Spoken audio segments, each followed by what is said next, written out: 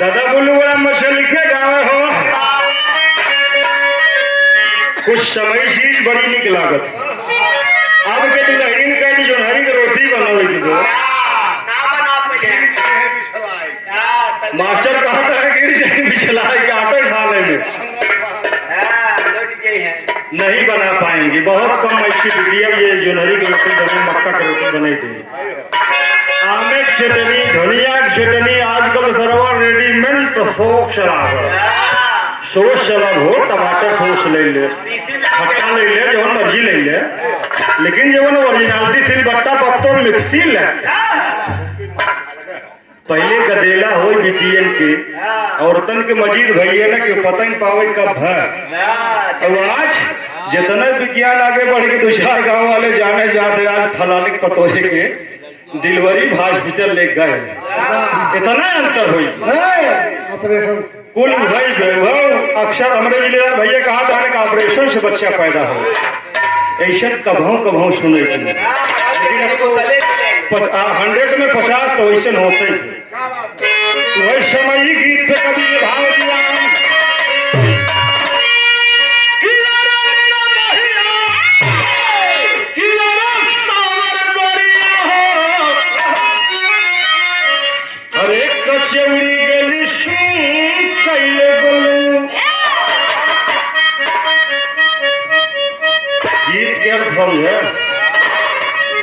ये सुनाओ तुम लखत हम जानत है बतावत है चटनी की बात गावत कुछ और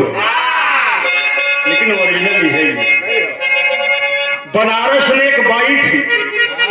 मजीद भैया ये गाना का हम निचोड़ बताओ थे बनारस में एक बाई थी जिसका प्रेम एक क्रांतिकारी नौजवान से था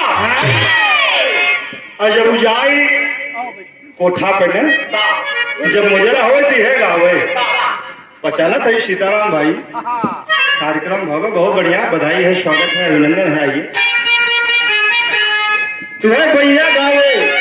अपने यार के आवे खुशी लेकिन अंग्रेजन के पता चली है कि क्रांतिकारी नौजवान है पकड़े ले मिर्जापुर डाल रहे सीताराम भैया अच्छा सीता आओ चला के वो मिर्जापुर तब नहीं करे अच्छा उबे नहीं करे तब जाए के जब पता चली तब भाई गावत तब कैसे गावत है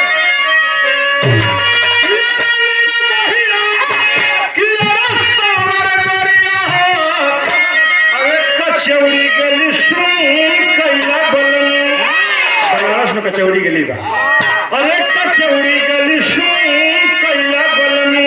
और मिर्जापुर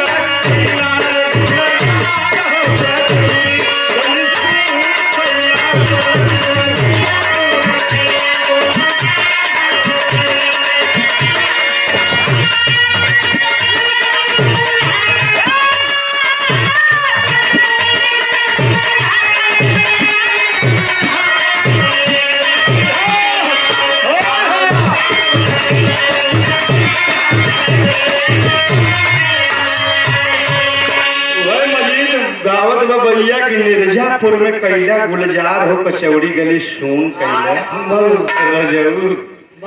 पानी रहे तब तक और वधू की जिंदगानी रही मेरी हार्दिक शुभकामना है मंगल कामना है लेकिन देखा ये भैया समय गीत बा अरे तवन शोभा धनिया में नहीं अरे तवन शोभा धनिया में नहीं जावन मजा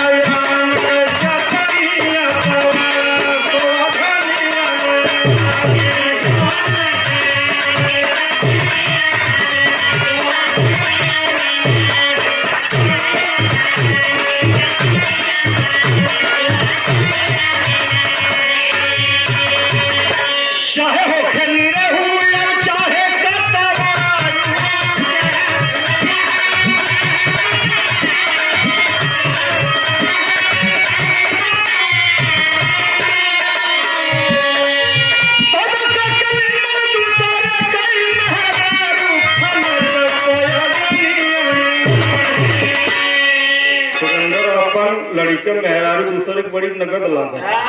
उनके बेकार लगाई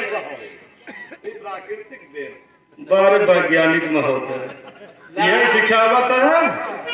दूसरे के मेहरारू चाका जाए तो बड़ा बाढ़ में कहीं वही सब सीखे हो। अच्छा कलयुग न चलत बे। क्या बात? अरे खाना के प्रयोजनिया में नहीं लेकिन हमार कहना बा अरे जवन मजा दे दुलही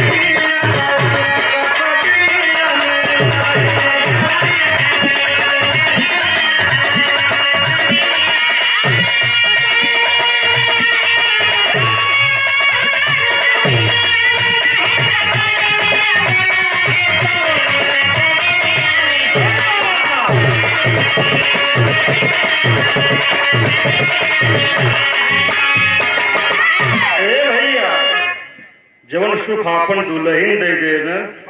कई करोड़ सुरेंद्र खर्चा कर दे न सुख मिले। दुल्हन बतावा था अरे झकोरा मारे झूलनी मजी झूलनी कितनी बड़ी हो सारे कजी लोग 4 कुंटल के दुल्हनिया मेरे भौजी पैरा देवा कान साल ले चलाए वही भाग जाए कि अरे झकोरा मारे झूलनी और सारी लहराई हो झकोरा मारे झूलनी।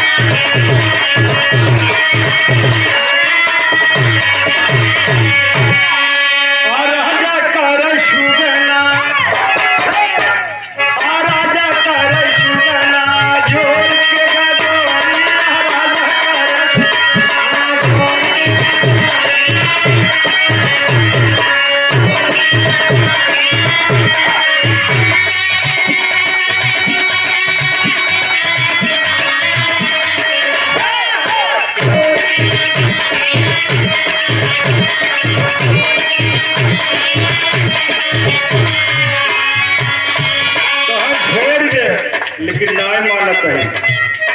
छोड़ जाए सिया जाई अपने भवनवा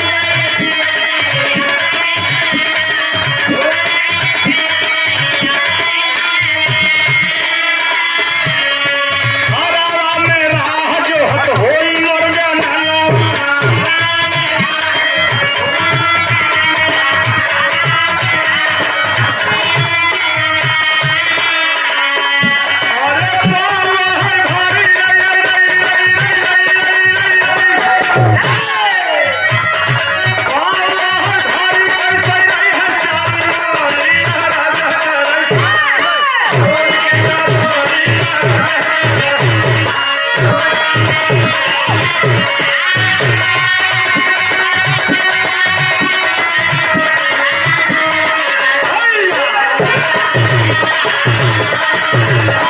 Oh,